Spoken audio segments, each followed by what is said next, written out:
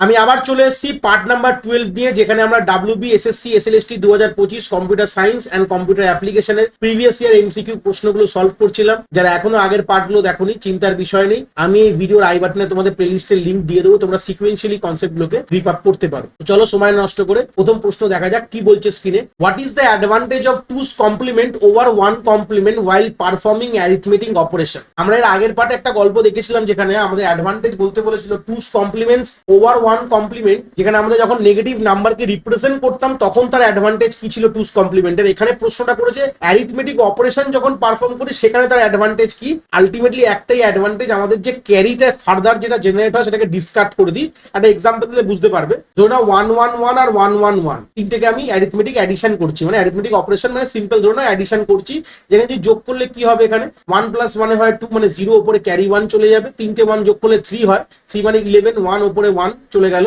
আবার তিনটে 1 যোগ করলে 11। এই যে 1টা পেলাম এক্সট্রা, যে ক্যারিটা, এটাকে আমরা ডিসকার্ড করে দিই, এটাকে বলা হয় এন্ড অ্যারাউন্ড ক্যারি বলা হয়। তাহলে আলটিমেটলি টুস কমপ্লিমেন্ট অ্যাডভান্টেজটা এটাই হয়, যখনই আমরা টুস কমপ্লিমেন্টের উপর কোনো কাজ করি, যখন আমাদের কোনো অ্যান্সার আসে তখন আমরা ক্যারিটাকে কি করি, ডিসকার্ড করে দিই। এটাই হচ্ছে বেসিক আইডিয়া। কারেক্ট অ্যান্সার হয়ে যাবে আমাদের ডি, two's complement addition work without an end around carry. এখানে কোনো এন্ড অ্যারাউন্ড ক্যারি থাকে না, যেটা নিয়ে পরে একটা প্রশ্ন আছে, দেখলে তোমরা বুঝতে পারবে এন্ড অ্যারাউন্ড ক্যারি কাকে বলে, দেখাবো। বাট এখান থেকে আইডিয়াটা তোমাদের এটাই থাকতে হবে যে এটা হচ্ছে মুখস্থ টাইপের প্রশ্ন, যে আমাদের টুস কমপ্লিমেন্টের অ্যাডভান্টেজ কি ওভার ওয়ানস কমপ্লিমেন্টের উপর, যেখানে আমাদের অ্যারিথমেটিক অপারেশন যখন পারফর্ম করি আমরা যেখানে এন্ড অ্যারাউন্ড ক্যারিটাকে ধরি না, ডিসকার্ড করে দিই।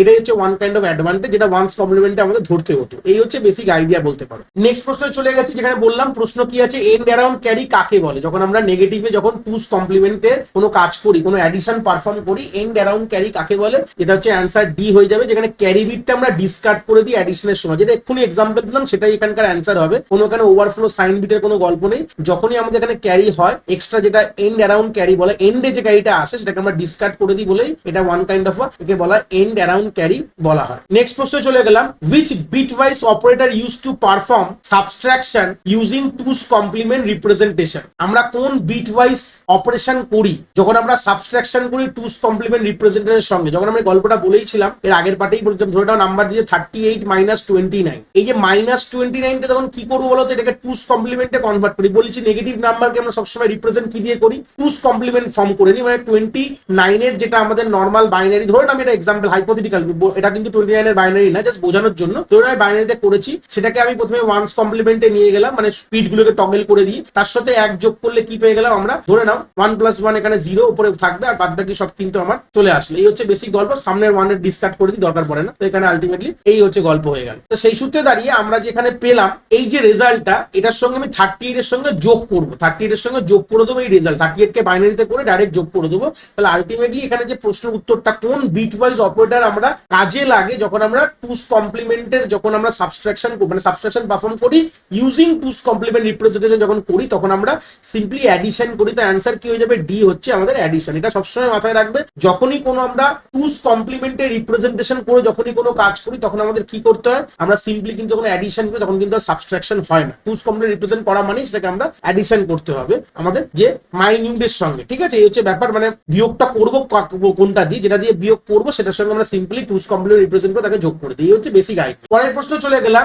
If the two's complement of the binary representation is এত, বাইনারি রিপ্রেজেন্টেশন কোন একটি নাম্বারে দিয়ে টুস কমপ্লিমেন্টটাই দিয়ে দিয়েছে, তাহলে অরিজিনাল বাইনারি নাম্বারটা কি হবে? এটা খুব ভালো প্রশ্ন দিয়েছে, যে ধরে নাও কোন একটি বাইনারি নাম্বার তোমাকে দেওয়া রয়েছে, সেটা কিন্তু একটা টুস কমপ্লিমেন্ট ফর্মে, মানে এই যে দিয়েছে দেখতে পাচ্ছ 110010, এটা একটা টুস কমপ্লিমেন্ট ফর্মেই, এটা কিন্তু একটা টুস কমপ্লিমেন্ট ফর্মেই তোমার দেওয়া রয়েছে, ঠিক আছে? এবার এখান থেকে অরিজিনাল নাম্বার কি করে নিয়ে যাবো, সেম আমরা রিভার্স প্রসেস অ্যাপ্লাই করবো। প্রথমে এটার আমি ওয়ান্স কমপ্লিমেন্ট বার করে নাও, 001101 হয়ে গেল, তার সঙ্গে 1 যোগ করে দাও, যোগ করে যে অ্যান্সারটা বেরাবে, এখানে 1 প্লাস 1 0 উপরে 1 থাকবে, 1 আর 0 তে 1ই হয়, আর 1 1 এখানে লিখে দাও, সামনে দুটো 0 0। তাহলে এই যে অ্যান্সারটা পেলে এটাই কিন্তু তোমার ফাইনাল অ্যান্সার, যেমন ডি দেখতে পাচ্ছ এটাই কিন্তু পাওয়া হয়েছে। This is the final answer. তাহলে আমাদের কনসেপ্ট কি, আমাদের যদি কোনো টুস কমপ্লিমেন্ট নাম্বার দেওয়া থাকে সেখান থেকে যদি আমাদের অরিজিনাল নাম্বার নিয়ে তো আমরা সেম প্রসেস অ্যাপ্লাই করব, সেই নাম্বারটাকে ওয়ান্স কমপ্লিমেন্ট করব, তার সঙ্গে 1 যোগ করবো, তাহলে যেটা পাবো সেটাই কিন্তু অরিজিনাল নাম্বার। এইভাবেই কিন্তু আমরা এরকম ধরনের প্রশ্নকে সলভ করতে পারি। নেক্সট প্রশ্ন চলে গেলাম, what is the primary goal of function minimisation. Function minimisation এটা কিন্তু আমাদের বুলিয়ান অ্যালজেব্রা থেকে প্রশ্ন দিয়েছে, বা বুলিয়ান লজিক বলতে পারো, বা বুলিয়ান অ্যালজেব্রা থেকে। আমরা আলটিমেটলি বুলিয়ান অ্যালজেব্রা কাজ কি, আলটিমেটলি আমরা মিনিমাইজ করি কোন একটি আমাদের বুলিয়ান যে ইকুয়েশনস গুলো থাকে সেটাকে মিনিমাইজ করাটাকেই বলা মিনিমাইজেশন কনসেপ্ট বা ফাংশন মিনিমাইজ। তাহলে আমাদের মেন প্রাইমারি গোল কি, আলটিমেটলি আমাদের গোল হচ্ছে to reduce the number of input combination of a given function. Ultimately আমরা মিনিমাইজ করার জন্য আমাদের কে ম্যাপ আমরা পড়াশোনা করি, কার্নলস ম্যাপ বলা হয়। আমরা আলটিমেটলি একটা বড় একটা তোমাদের ইকুয়েশন দেওয়া হয়, একটা ফাংশন দিয়ে দেওয়া, সেখান থেকে আমরা বুলিয়ানস ল এর সাহায্যে আমরা কি করি, ওটাকে মিনিমাইজ করে ছোটতে নিয়ে আসি। তাহলে আলটিমেটলি কি ইনপুট কম্বিনেশন গুলো কমালাম। আমাদের যে ধরুন একটা কথার কথা দিয়েছে, X complement Y Z plus Y Z X complement, এরকম ভাবে অনেক বড় বড় তোমার দিয়ে দিয়েছে। তা আলটিমেটলি এখান থেকে ল ইউজ করে আমরা ধরো না ছোট এক্স ওয়াই নিয়ে আসলাম। এই যে আমরা মিনিমাইজ করলাম, তো এই মিনিমাইজেশনটার মেন কাজ কি, মেন গোলটা কি, যেটা আলটিমেটলি যে আমাদের এক্স ওয়াই মানে কি দুটো ভেরিয়েবল, তো দুটো ভেরিয়েবলের চারটে কম্বিনেশন, 2 মানে 4 কম্বিনেশন ক্যান বি পসিবল। তাহলে এখানে আমাদের কতগুলো কম্বিনেশন হতে পারতো। তো এই যে কম্বিনেশনকে রিডিউস করার জন্যই কিন্তু আমরা এই মিনিমাইজেশন কনসেপ্ট গুলোকে আমরা ব্যবহার করি, বাই ইউজিং বুলিয়ানস ল বলতে পারো, বাই ইউজিং কার্নলস ম্যাপ আমরা এগুলো করতে পারি, যাতে আমাদের আলটিমেটলি সার্কিটটা আমাদের কস্ট এফেক্টিভ হয়। যত আমাদের কম্বিনেশন বড় হবে, আমাদের সার্কিট তৈরি করতে খরচা বেশি হবে, সার্কিটটা সাইজও বড় হবে।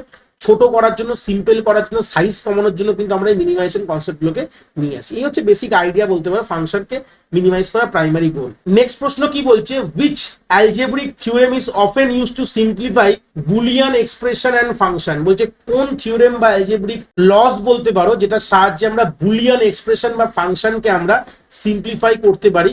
তো উত্তরে আমাদের কমিউনিটিভ ল আছে, ডিস্ট্রিবিউটিভ ল আছে, অ্যাসোসিয়েটিভ ল, এগুলো সবগুলোই কিন্তু আমাদের বুলিয়ান ল এর আন্ডারে পড়ছে। আর এই সবগুলো বুলিয়ান ল বলতে পারো বা বুলিয়ান থিওরেমও বলতে পারো, অ্যালজেব্রিক থিওরেম বা বুলিয়ান থিওরেম, এগুলোকে ব্যবহার করে আমরা আলটিমেটলি কি করি, সিম্পলিফাই করি, মানে মিনিমাইজ করি বলতে পারো। তো অ্যান্সার হয়ে যাবে ডি, অল অফ দিস। কি বললাম, ক্লিয়ার হয়ে গেছে। নেক্সট প্রশ্ন চলে গেলাম, ইন কার্নলস ম্যাপ। কার্নলস ম্যাপ মোটামুটি একটা আইডিয়া আছে, দেখতে কিরকম আমি একে এখানে দেখাচ্ছি। এখানে আমাদের তিনটে হয়, মানে সরি দুটো হয় বলতে পারো, তিনটেও বলতে পারো, কোনো অসুবিধা নেই। একটা এরকম দেখতে হয়, একটা এরকম দেখতে হয়, আর একটা এরকম দেখতে হয়। তো আলটিমেটলি আমাদের এরকম তিনটে ধরনের কার্নলস ম্যাপ আছে। এটা 4 ভেরিয়েবলের, এটা 3 ভেরিয়েবল কার্নলস ম্যাপ, এটা 2 ভেরিয়েবল। আমাদের মিনিমাইজ করার জন্য আমরা এরকম কনসেপ্ট ব্যবহার করি। বলছে ম্যাক্সিমাম নাম্বার অফ সেল কতগুলো হতে পারে, যেটা দিয়ে আমরা ফাংশনকে সিম্পলিফাই করি। মানে কার্নলস ম্যাপের মধ্যে, এটা ম্যাপের একটা আইডিয়া এখানে রয়েছে, এই যেগুলো কার্নলস ম্যাপ বলা হয়। তো একটা 4 ভেরিয়েবল দেখতে 16খানা এখানে দেখতে পাচ্ছ কলম রয়েছে, রো কলম রয়েছে, এখানে 8টা রয়েছে, এখানে তোমাদের 4টে, তাই তো হয় 4 মানে 2 টু দি পাওয়ার 4 মানে 16ই হওয়া উচিত। যেরকম 2 টু দি পাওয়ার 3 মানে এখানে 8 হওয়া উচিত, আর 2 টু দি পাওয়ার 2 মানে 4। তা আলটিমেটলি কতগুলো ম্যাক্সিমাম নাম্বার অফ সেল হতে পারে, প্রশ্নটা এরকমই বলা আছে। তা দেখে বুঝতে পারছো আলটিমেটলি অ্যান্সার কি হয়ে যাবে 16, কেন কি ম্যাক্সিমাম একটা কার্নলস ম্যাপের মধ্যে কিন্তু 16খানা সেল হতে পারে। দেখতে পাচ্ছ 4 ভেরিয়েবল কার্নলস ম্যাপের মধ্যে 16খানা সেল কিন্তু হতে পারে। নেক্সট প্রশ্ন চলে আসলাম 8 নম্বর, কি বলছে, what is the term of group of adjacent cell in Karnaugh's map that represent the minterm of the specific output. প্রথমে জানতে হবে মিন টার্ম গল্পটা কি জিনিস। দুরকম টার্মস হয় এখানে, একটাকে বলা হয় মিন টার্ম বলা হয়, একটাকে বলা হয় ম্যাক্স টার্ম বলা হয়। মিন টার্ম কথাটার মানে কি, ধরে না আমি একটা কোনো একটি ইনপুটের রেসপেক্টে বলছি, ABC 3টে ইনপুট আছে, ধরে না আমাদের এরকম একটা গল্প দেওয়া হচ্ছে 101। তাহলে এখানে গল্পটা কি, যখন আমি মিন টার্ম রিপ্রেজেন্ট করব এই যে ইনপুট সেটটার উপর, তাহলে 1 মানে হচ্ছে A, আর 0 মানে হচ্ছে এখানে B কমপ্লিমেন্ট আর C, মানে আমরা ইনটু ফরম্যাটে লিখেছি। আর এটাকেই যদি ম্যাক্স টার্মে লিখতাম তাহলে কিভাবে লিখতাম, তাহলে 1 এর মাথায় কমপ্লিমেন্ট দেবো, মানে এর জাস্ট কমপ্লিমেন্ট করে দাও, তাহলে 1 complement plus B plus C complement, মানে এর উপর যদি ডিমর্গানস ফেলো তাহলে যে অ্যান্সারটা হবে সেটা ম্যাক্স টার্ম। মিন টার্মকে আমরা সাম অফ প্রোডাক্ট দিয়ে রিপ্রেজেন্ট করি, আর ম্যাক্স টার্মকে আমরা পাই দিয়ে রিপ্রেজেন্ট করি। প্রোডাক্ট অফ সাম বলে, এটাকে POS বলা হয়, এটাকে SOP বলা হয়, সাম অফ প্রোডাক্ট। এই আইডিয়াস গুলো একটু বেসিক দরকার তোমাদের, নাহলে বুঝতে পারবে না। তাহলে এবার প্রশ্নটা কি বলেছে, কোন একটি মিন টার্মকে আমাদের কে ম্যাপে, ধরো না আমি একটা কথা বোঝাচ্ছি, ধরো না একটা কে ম্যাপ আমরা ইউজ করছি, যেখানে হচ্ছে 8 ভেরিয়েবল, মানে 8টা কম্বিনেশনের কে ম্যাপ, মানে 3 ভেরিয়েবল কে ম্যাপের কথা বলছি। ধরে নাও আমরা এখানে নাম্বারিং গুলো এইভাবে করি, 0 1 3 2 5 6 8 7 এইভাবে আমরা করি। আর ধরে নাও আমাদের গল্প রয়েছে A complement A, B complement C complement, B complement C, B C, B C complement, এইভাবে আমরা কিন্তু কে ম্যাপকে ডিজাইন করি। এই হচ্ছে basic idea, 3 variable K map বলছি। তা আমাদের মিন টার্মের কথা বলেছে, মিন টার্ম মানে আমরা ধরে নাও কোনো একটি ফাংশন তোমাকে দেওয়া রয়েছে স্পেসিফিক এখানে গল্পে, ধরে নাও এখানে ফাংশন দিয়েছে, ধরে নাও ABC রেসপেক্টেড ফাংশন দিয়েছে, ধরে নাও মিন টার্মে যে সাম অফ প্রোডাক্ট দিয়েছে, ধরে নাও আমাদের এখানে বলেছে 1,3,2 এই হচ্ছে তিনটে ফাংশন। তার মানে এই তিনটে রেসপেক্টে সেলের ঘরে আমি 1 বসাবো, এই বসিয়ে আমরা ধরে নাও এখানে ধরে নাও এ রয়েছে 0 রয়েছে, ধরে নাও মানে এই চারটেতে বসিয়েছি। এবার আমরা যে এই যে একটা গ্রুপ তৈরি করলাম, এই যে দেখতে পেলে গ্রুপ তৈরি করলাম, আমরা জানি যে আমরা পেয়ার তৈরি করতে পারি গ্রুপের মধ্যে, একটা কোয়াড হয় আর একটা অক্টা হয়। মানে পেয়ার মানে দুটোকে আমরা সেট করে তৈরি করতে পারি, দুটো আমাদের এরকম 1কে অ্যাকুমুলেট করে গ্রুপ তৈরি করতে পারি। কোয়াড মানে 4টে এরকম করে গ্রুপ তৈরি করতে পারি, আর অক্টা মানে 8খানা আমাদের পেয়ার সেট করে, মানে 8খানা আমাদের গ্রুপ করতে পারি, 8এর গ্রুপ করতে পারি, 4এর গ্রুপ করতে পারি, আর 2এর গ্রুপ করতে পারি। এই গল্পটাই আমাদের কে ম্যাপে হয়। তাহলে এই যে তুমি গ্রুপ তৈরি করলে, এই যে গ্রুপগুলোকে বলে adjacent cell, group of adjacent cell দেখতে পাচ্ছ, অ্যাডজেসেন্ট মানে পাশাপাশি রয়েছে এই কে ম্যাপের মধ্যে। এটাকে কি বলা হয়? এই যে তুমি একটা গ্রুপ তৈরি করলে, এটা তোমার দুটোরও হতে পারে, 4টেরও হতে পারে। আমি এক্সাম্পল এখানে 4টে বলেছি, এখানে দুটোরও তুমি গ্রুপ তৈরি করতে পারো, 4টেরও করতে পারো, 8টারও করতে পারো। এটাকে কি বলা হয়? এটাকে বলা হয় ইমপ্লিকেন্ট বলা হয়। ঠিক আছে, এই কথাটাকে খুব ইম্পর্টেন্ট, প্রশ্নটা খুব ইম্পর্টেন্ট। এটা 2014 সালের প্রশ্ন, খুব ইম্পর্টেন্ট, কম্পিউটার সায়েন্সে এসেছিল। খুব ইম্পর্টেন্ট প্রশ্নের মধ্যে একটা প্রশ্ন, যেখানে গল্পটায় তোমাদের ইনডাইরেক্টলি বলছে যে আমরা যখন গ্রুপিং তৈরি করি, কার্নলস ম্যাপে যে গ্রুপ তৈরি করলাম, সেটা পেয়ার হতে পারে, অক্টা হতে পারে, কোয়াড হতে পারে, সেই গ্রুপটাকে কি বলা হয়? ঠিক আছে, যেটা আমরা মিন টার্ম দিয়ে রিপ্রেজেন্ট করছি। তাহলে implicant it's a group of adjacent cell, যেটা বলে representing minterm in the Karnaugh's map. তাহলে অ্যান্সার হয়ে যাবে আমাদের সি, হচ্ছে আমাদের ইমপ্লিকেন্ট। ঠিক আছে, এই হচ্ছে বেসিক আইডিয়া বলতে পারো। তাহলে এটা খুব ইম্পর্টেন্ট প্রশ্ন, যখনই কার্নলস ম্যাপ আমরা মিন টার্মের রেসপেক্টে বানাচ্ছি, মানে কার্নলস ম্যাপটা কিন্তু মিন টার্মে, এই যে সিম্বলটা দেখতে পাচ্ছ, এই যেটাকে বলা হয় সাম অফ প্রোডাক্ট। সেই সূত্রে দাঁড়িয়ে কার্নলস ম্যাপ কি হয় করে আমি সেখানে এক্সপ্লেন করছি না, বাস আইডিয়াটা দিচ্ছি। কার্নলস ম্যাপের যে যতগুলো আমরা এরকম দেখতে পাচ্ছ, আমরা এখানে 1 দিয়ে রিপ্রেজেন্ট করেছি, গ্রুপ তৈরি করেছি, এই গ্রুপগুলোকে, এগুলোকে অ্যাডজেসেন্ট সেল নিয়ে একটা গ্রুপ তৈরি করেছি। এটাকে কি বলা? এটাকে বলা ইমপ্লিকেন্ট বলা হয়। বুঝতে পেরেছো? নেক্সট প্রশ্নে চলে গেলাম। Which logic gate operation use to combine cell within the Karnaugh's map? কোন লজিক গেট দিয়ে আমরা কার্নলস ম্যাপের সেলগুলোকে কম্বাইন করতে পারি? ঠিক আছে, এই হচ্ছে বেসিক প্রশ্ন বলেছে। দেখো এক্সপ্রেশনটা ভালো করে দেখে নাও, আমাদের অ্যান্সার হবে অর গেট। অর গেট দিয়ে করতে পারি কেন? ধরে নাও আমরা একটা কে ম্যাপ আমি তোমাদের ডিজাইন করে দেখাচ্ছি, দেখালে বুঝতে পারবে। ধরে নাও একটা 4 ভেরিয়েবল কে ম্যাপ দিয়েছি, ধরে নাও এই 4টে নিয়ে একটা কোয়াড তৈরি করেছি, ধরে নাও এইটা পেয়ার করেছি, ধরে নাও এখানে একটা পেয়ার, এখানে একটা পেয়ার করেছি, ধরে নাও এখানে না, এখানে একটা পেয়ার করেছি, এরকম ধরে নাও পেয়ার করেছি। কোন কথা বলছি, বোঝানোর জন্য বলছি, বা এখানে না করে আমি ধরে নাও এখানে করলাম, পেয়ার করেছি। তার মানে আমাদের একটা কোয়াড আছে, এটা কোয়াড 1, এটা ধরে নাও পেয়ার 1, এটা হচ্ছে পেয়ার 2, মানে তিনটে আমাদের এরকম গল্প ওখানে এসছে। এই তিনটেকে আমাদের যখন কম্বাইন করতে হয় একটা সেটে, তখন আমাদের প্লাস দিয়ে করতে হয়। প্লাস মানে অর অপারেটর, মানে এই কোয়াডের রেসপেক্টে একটা এক্সপ্রেশন পেলাম, এই পেয়ারের রেসপেক্টে একটা এক্সপ্রেশন পাবো, আর এই পেয়ারের রেসপেক্টে একটা এক্সপ্রেশন। আমি এক্সপ্রেশনের কথা বললাম না, জাস্ট বোঝানোর জন্য বলছি। তাহলে এই যে তিনটে আমরা গ্রুপিং করলাম, একটা কোয়াড পেয়েছো, একটা পেয়ার, দুটো পেয়ার পেয়েছি, নামকরণ করলাম পেয়ার 1 পেয়ার 2, P1 P2 করলাম। তো এই তিনটে যেটা পেলাম, সেটাকে আমরা অর দিয়ে কিন্তু এই যে এক্সপ্রেশন গুলো পাবো, ধরে নাও এটাকে আমরা অর দিয়ে কিন্তু আমাদের কম্বাইন করতে হয়। কেন কি? এটা কোথায় করতে হয়? এটা ইম্পর্টেন্ট কথা, এটা কিন্তু সাম অফ প্রোডাক্টে, সাম অফ প্রোডাক্ট ফর্মে আমরা কিন্তু এটা অর দিয়ে কিন্তু আমরা এটাকে, আমরা নর্মালি যখন কে ম্যাপ করি তখন আমরা সবসময় মিন টার্মের রেসপেক্টেই কিন্তু করি। অনেক সময় আমাদের প্রশ্নে ম্যাক্স টার্ম দেয়, তখন কিন্তু গল্প আলাদা হয়ে যায়। তখন আমাদের এই যে এক্সপ্রেশন গুলো পাবো, এটা কিন্তু এটা মাল্টিপ্লিকেশন টার্মসে পাবো। মানে এক্সপ্রেশন ধরে এটা পাবো এক্স ওয়াই, ধরে নাও দিলাম পেয়ারে, ধরে নাও এক্স ওয়াই জেড, মানে মাল্টিপ্লিকেশন টার্মে পাবো। এটা এই জন্য এটাকে বলা হয় মিন টার্মে সাম অফ প্রোডাক্ট। হ্যাঁ, আমরা যে এই দেখো এই যে এগুলো প্রোডাক্ট পেয়েছো, এই প্রোডাক্টের যোগফল গুলোই হয়ে যায় সাম অফ প্রোডাক্ট। ধরে নাও কথা বোঝাচ্ছি তোমার, এই হচ্ছে গল্পটা। তো নর্মালি আমরা কি ম্যাপ কিন্তু মিন টার্মের উপরই কাজ করি, তাই জন্য অ্যান্সার হয়ে যাবে কিন্তু আমাদের অর হয়ে যাবে।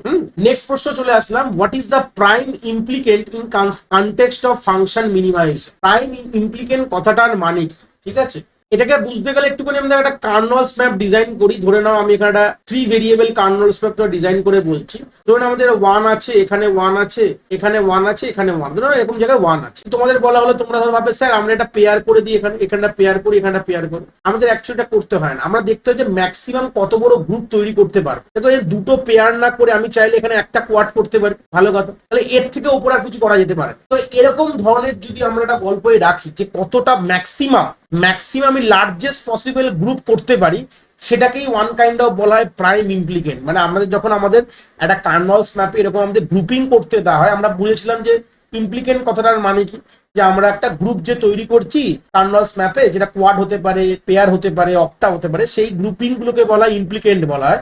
আমরা যেটা সব থেকে যে লার্জেস্ট, এরকম না ছোট করলে হবে না, আমি পারলে দুটো পেয়ার করতে পারতাম, দুটো পেয়ার করলে আমাদের সার্কিট সাইজ বড় হয়ে যাবে, তো এটাকে আরো মিনিমাইজ করা যেতে পারে কি, এখানে আরো মিনিমাইজ করতে গেলে এটাকে আরো বড় গ্রুপ তৈরি করো, তাহলে কোয়াড তৈরি করে দিলাম। তো গল্পটা এখানেই বলতে চাইছে যে আমরা যতটা বড় পারবো, দেখো লিখেছে prime implicant is a product term, যেখান থেকে কি পাবো, একটা প্রোডাক্ট টার্ম পাবো, ঠিক আছে। ধরুন আমি পেলাম এক্স ওয়াই পেলাম, কথা বলছি, এই যে প্রোডাক্ট টার্ম পেলাম, এটা রিপ্রেজেন্ট কি হচ্ছে, largest possible group of one, এই যে ওয়ানের লার্জেস্ট পসিবল গ্রুপ তৈরি করতে হবে, যেটা কিন্তু ফার্দার আর কোনো কারোর সঙ্গে কম্বাইন হতে পারে না। এখানে উত্তর কি হয়ে যাবে, product term that can not be combine further, তাহলে অ্যান্সার হয়ে যাবে হচ্ছে এ, আর প্রোডাক্ট টার্ম যেটাকে না আর ফার্দার কিন্তু আর কারোর সাথে এটাকে কম্বাইন করা যাবে না, এর থেকে বড় আর হতে পারে না কোনো গ্রুপ, এটাকে ওয়ান কাইন্ড অফ বলা হয় প্রাইম ইমপ্লিকেন্ট। খুবই ইম্পর্টেন্ট প্রশ্ন মধ্যে একটা, 2016 সালে কম্পিউটার সায়েন্সে এটা এসেছিল, ঠিক আছে।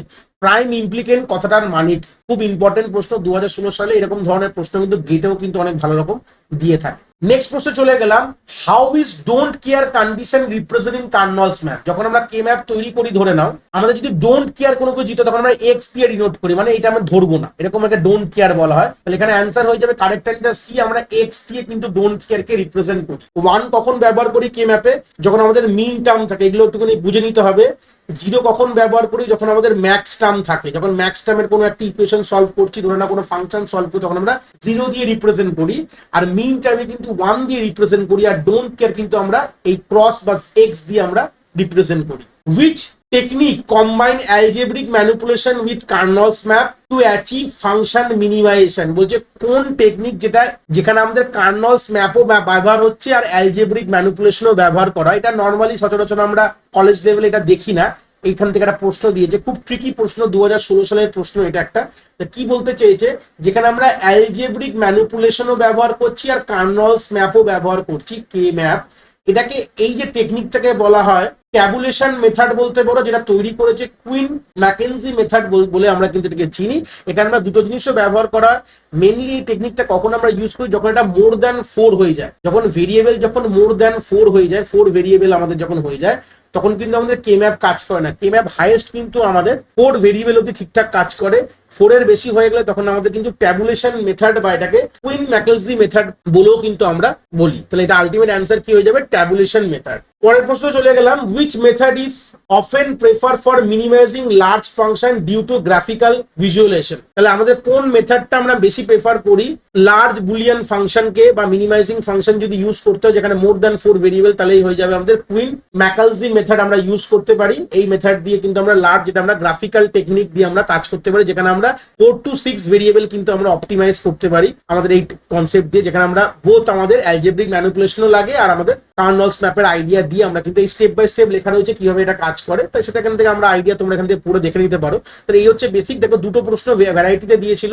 দুটো প্রশ্নের উত্তর কিন্তু সেম, খুব ইম্পর্টেন্ট প্রশ্ন এগুলো। পরের প্রশ্ন চলে আসলাম, which is the simplest Boolean function that can be implement using Karnaugh's map. সব থেকে সিম্পল বুলিয়ান ফাংশন কি যেটা কার্নলস ম্যাপে রিপ্রেজেন্ট করা যায়, সেটাকে অ্যান্ড বলতে পারো। সব থেকে ছোট, সব থেকে মিনিমাম। দেখো আমরা যখনই সাম অফ প্রোডাক্ট তৈরি করি বা প্রোডাক্ট অফ দু রকম ভাবে আমরা এক্সপ্রেস করতে পারি, সব থেকে সিঙ্গেল টার্ম হয় এ ইন্টু বি, তার থেকে বড় কিছু কিন্তু হয় না। যে সব থেকে সিঙ্গেল টার্ম, আমরা আদার সাপোর্টও করতে পারি, অর নট এগুলো করতে পারি, can also be implement, but সব থেকে ফান্ডামেন্টাল সিম্পলেস্ট অপারেশন আমরা অ্যান্ড কে বলা, যেটা মেকানিকি আমরা কি মিন টার্ম কথাটার মানে কি, নর্মালি আমরা মিন টার্মটাই বেশি প্রেফার করি, তো সেই সূত্রে মিন টার্ম মানে হচ্ছে আমরা অ্যান্ড দিয়ে কিন্তু করা যায়, আর অর এই জটটা আমরা করতে পারি না কার্নলস ম্যাপে, এটা নিয়ে বলে লাভ নেই।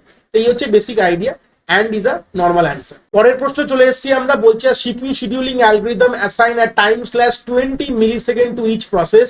If a process use it full time slice without yielding the CPU, how many time it will execute in 1 second? এই হচ্ছে বড় প্রশ্ন। তাহলে গল্পটা কি বলেছে, একটা round robin scheduling algorithm time slice মানে যে কোনো কিছু হতে পারে, বলা নেই। তাহলে একটা টাইম স্লাইস দিয়ে দিয়েছে, একটা TS টাইম স্লাইস 20 মিলিসেকেন্ডের টাইম স্লাইস দিয়েছে, আর বলেছে 1 সেকেন্ডে সে একটা প্রসেস যদি 100% ইউটিলাইজ করে সিপিইউ কে, তাহলে 1 সেকেন্ডে কতটা কতবার সে করতে, কতটা মানে how many times it will execute, কতবার এক্সিকিউট করতে পারে। 1 সেকেন্ড কথা মানে যদি মিলি সেকেন্ডে কনভার্ট করো 1000 হয়ে যায়, 1000 millisecond, 1 second is equal to 1000 millisecond. তো টাইম স্লাইস যদি 20 হয় আর একটা প্রসেসে যদি বারবার করে, যেখানে প্রসেসের সিপিইউ টাইম স্লাইস বলে দিয়েছে, তো আমি যদি 20 দিয়ে ভাগ করি তাহলে আমাদের অ্যান্সার কি হয়ে যাবে, 50 হয়ে যাবে। তাহলে 50 টাইমস এই প্রসেসটা কিন্তু 1 সেকেন্ডে এক্সিকিউট করবে। এই হচ্ছে বেসিক অ্যান্সার। কনসেপ্টটাকে আরেকবার বলে দিই, ছোট কনসেপ্ট ছিল যে আমাদের সিপিইউ কিন্তু আমাদের যে সিপিইউ বলছি একটা সিপিইউ শিডিউলিং অ্যালগরিদম, যেখানে কিন্তু আমাদের 20 মিলি সেকেন্ডের টাইম স্লাইস করেছে প্রত্যেকটি প্রসেস, যেখানে প্রসেসটা যদি 100% সিপিইউ ইউটিলাইজ করে, মানে ফুল সিপিইউ টাইম স্লাইস কি ইউটিলাইজ করে 20 সেকেন্ড পুরো ইউজ করছে, তাহলে কতবার সে 1 সেকেন্ডের এক্সিকিউট, কতবার সে এক্সিকিউট করবে, এই প্রসেস ছিল। সেখানে 1 সেকেন্ডকে তোমরা 1000 মিলি সেকেন্ডে কনভার্ট করো, আর 20 হচ্ছে তার প্রত্যেকটা টাইম স্লটের ভাগ করলেই হয়ে যাবে, 50 পেয়ে যাবে। এইভাবে তোমরা বার করতে পারো। পরের প্রশ্ন কি বলেছে, in a primitive scheduling algorithm a process with a priority of 15 is currently executing. ধরে নাও একটা প্রসেস P1 ধরে নাও, তার প্রায়োরিটি 15 বলেছে, সে এখন এক্সিকিউট করছে। Another process with priority 25 enter in the ready queue, মানে ধরে নাও প্রসেস P2 যার প্রায়োরিটি 25, সে এখন রেডি কিউতে ঢুকেছে, মানে সিপিইউ পায়নি। তাহলে বলেছে if the scheduling algorithm use priority base preemption, what will be the new priority of the execution process. তাহলে ভালো করে ভেবে দেখো গল্পটা, যে একটা অলরেডি P1 কিন্তু সিপিইউ ধরে বসে রয়েছে, ঠিক আছে? তাহলে P1 সিপিইউ ধরে বসে রয়েছে আর P2 এখন রেডি কিউতে আছে, ঠিক আছে? তাহলে গল্পটা বলেছে যখন রেডি কিউতে আসছে তখন বলে যদি এটা primitive scheduling priority base algorithm ব্যবহার করা হয়। প্রায়োরিটি বেস অ্যালগরিদম কি বলে, যার লো নাম্বার তার হাই প্রায়োরিটি। তাহলে দেখো এর হাই নাম্বার তো লো প্রায়োরিটি হবে, ঠিক আছে? এখানে এক্সপ্রেশনটা একটু ভুল দেওয়া রয়েছে, এখানে আমি কেটে দিলাম, এটা দেখবে না এই জায়গাটা। তাহলে এক্সপ্রেশনটা পুরোটাই আমি পুরো ক্লিয়ার করে দিচ্ছি, এটা কিন্তু ইউজ করবো না, অ্যান্সার এটা হবে না। এখানে গল্পটা, এখানে আমাদের টাইপিং মিস্টেক হয়ে গেছে, তো লো প্রায়োরিটি হবে। তো সেই সূত্রে আমাদের প্রায়োরিটি P1 যে 15 আমার যে প্রায়োরিটি, সে কিন্তু তার প্রায়োরিটি লো, তার নাম্বার লো, সেই সূত্রে প্রায়োরিটি কিন্তু হাই প্রায়োরিটি। P2 কিন্তু আমাদের নাম্বার হাই, তা প্রায়োরিটি লো, তার মানে P1ই কিন্তু এক্সিকিউট করবে। তাহলে এখানে বলেছে what will the new priority of executing process, তো 15ই সেখানকার গিয়ে অ্যান্সার হবে, কেন 15 হচ্ছে আমাদের আগে ছিল, যেটা প্রায়োরিটি নাম্বার হিসাবে যদি কথা বলি। এই সূত্রে আমাদের P2 কিন্তু আমাদের P1 কে প্রিন্ট করবে না, মানে বারে বার করে দেবে না। P2 ওয়েট করে যতক্ষণ তো P1 এর কাজ না শেষ হবে। তাহলে এখান থেকে আলটিমেটলি অ্যান্সার কি হয়ে যাবে, আমাদের P1 এর যে প্রায়োরিটিটা সেটাই কিন্তু এখন সেই প্রসেসটাকে এক্সিকিউট, প্রশ্নের উত্তর চেয়েছিল যে কোন প্রায়োরিটিটা এখন এক্সিকিউট করবে, কোন প্রায়োরিটি প্রসেস এক্সিকিউট করবে যখন P2 চলে এসছে। বাট P2 প্রায়োরিটি লো, এই জন্য ওয়েট করবে। P1 এর প্রায়োরিটি হাই, সেই জন্য সে করবে। একটা কথাই মাথায় রাখবে, প্রায়োরিটি বেস শিডিউলিং প্রিমিশন অ্যালগরিদমে কিন্তু আলটিমেটলি যার প্রায়োরিটি নাম্বার যার কম হয় প্রায়োরিটি হাই হয়, যার নাম্বার বেশি তার প্রায়োরিটি কিন্তু লো। এটা এইভাবেই কিন্তু এই অ্যালগরিদমটা চলে। সেক্ষেত্রে অ্যান্সার হবে এ হবে, ভালো করে ক্লিয়ার করে দিলাম, এটাই হচ্ছে ব্যাপার। তো আলটিমেটলি আমরা 16টা কোশ্চেন এখানে শেষ করে ফেলেছি। ভিডিওটি ভালো লাগলে একটি লাইক করে দিও, ফ্রেন্ড সার্কেলে শেয়ার করো যারা এই পরীক্ষার জন্য প্রিপারেশন করছে, আর চ্যানেলটিকে সাবস্ক্রাইব করে দিও, কারণ আগামী দিনে এরকম ধরনের আমরা এমসিকিউর আরো ভিডিও নিয়ে আসছি। তোমরা এই ভিডিও নোটসটা আমার টেলিগ্রাম চ্যানেলে পেয়ে যাবে, যার লিঙ্ক আমি এই ভিডিও ডিসক্রিপশনে প্রোভাইড করে দেবো। আর যদি কোনো ডাউটস থাকে এই ভিডিওর কমেন্ট সেকশনে আমাকে জিজ্ঞেস করতে পারো, আমি নিশ্চয়ই ক্লিয়ার করে দেবো। সবাই ভালো থাকো, আবার পরের পার্টে তোমাদের সাথে দেখা হচ্ছে।